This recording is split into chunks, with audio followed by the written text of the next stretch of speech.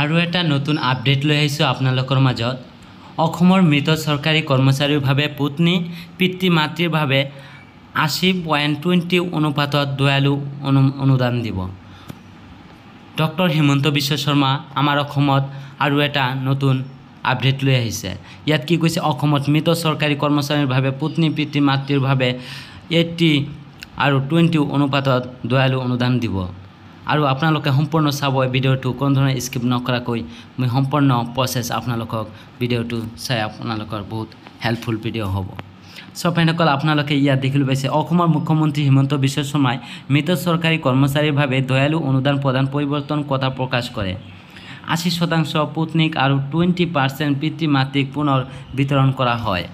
আপোনালোকে নিশ্চয় ইয়াত পঢ়ি চাইছে, আপোনালোকৰ এইটো 80% টকা পাব। এইটো পত্নীয়ে টকাটো লাভ কৰিব 80% টকা, আৰু পিতৃ আৰু মাতৃক লাভ কৰিব 20% টকা। সব ফ্ৰেণ্ডসকল, আপোনালোকে নিশ্চয় বুজিব পাৰিলে।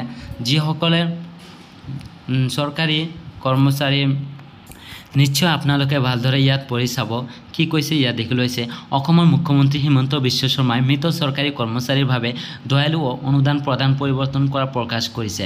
20% পাব পত্নী আৰু 80% পাব পত্নীক আৰু 20% পিতৃ মাতৃক পুনৰ বিতৰণ কৰা হ'ব। ৰাজ্যখনে চৰকাৰী বদলিৰ বাবেও পৰ্টেল প্ৰৱৰ্তন কৰিব, যাৰ ফলত কৰ্মচাৰীসকলে নিজেই বদলি পৰিচালনা কৰিব পাৰিব, যাৰ ফলত চৰকাৰী জড়িততা আৰু দুৰ্নীতি কম হ'ব।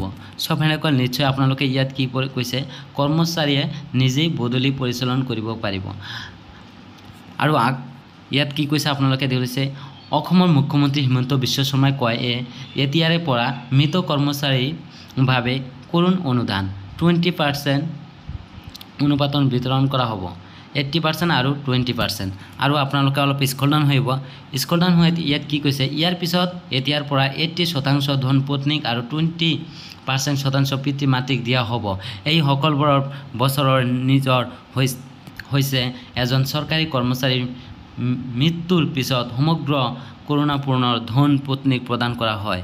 ইয়াৰ দ্বাৰা অভিভাৱকসকলে পৰ্যায়ত পহৰা দিয়াটো নিশ্চিত হ'ব। নিশ্চয় আপোনালোকে পঢ়ি চাব। আৰু ইয়াত কি কৈছে, শৰ্মাই উল্লেখ কৰিছে এতিয়াৰ পৰা মৃত কৰ্মচাৰীৰ বাবে দয়ালু অনুদান 80% আৰু 20 অনুপাতত বিতৰণ কৰা হ'ব। ইয়াৰ 80% পত্নীক আৰু 20% পিতৃ মাতৃক দিয়া হ'ব। আমি নিবিচাৰোঁ যে দুখৰ সময়ত পৰিয়ালবোৰত বিভাজিত হওক। নিশ্চয় আপোনালোকে ডক্টৰ হিমন্ত বিশ্ব শৰ্মাই ভালকৈ আপোনালোকক বুজাই দিছে, যাতে কোনো সকলৰ মাতৃ বা পিতৃসকলে যাতে কোনো কষ্ট নাপায়। ইয়াত দেখিবলৈ পাইছে একদম টকাটো ভাগ কৰি দি দিছে, কোনো অসুবিধা নহ'ব বুলি ডক্টৰ হিমন্ত বিশ্ব শৰ্মা কৈছে। আৰু ইয়াত কৈছে আপোনালোকে চৰকাৰী বিষয়াৰ বদলিৰ ক্ষেত্ৰত স্ব-ইচ্ছতা আনৰ বাবে ৰাজ্যই শীঘ্ৰেই এটা পৰ্টেল আৰম্ভ কৰিব। শৰ্মাই কয়, চৰকাৰী বদলি আৰু পষ্টিং দুৰ্নীতিৰ ডাঙৰ উৎস।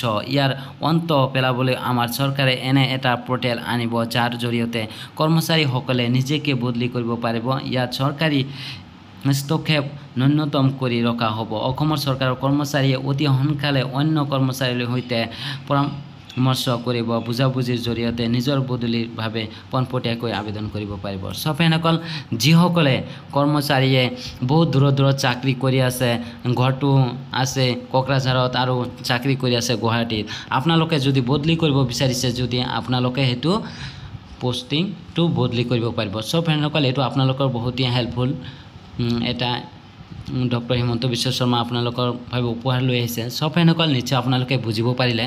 আৰু এনেধৰণৰ ভিডিঅ' সবাৰ আগে আপনাৰ মোবাইলত নোটিফিকেশন যাওয়াৰ কাৰণে আমাৰ চ্যানেলটো সাবস্ক্ৰাইব কৰলো, কিয়নো এনেধৰণৰ গুৰুত্বপূৰ্ণ ভিডিঅ' সবাৰ আগে আপনাৰ মোবাইলত নোটিফিকেশন যাওয়াৰ কাৰণে। Thank U.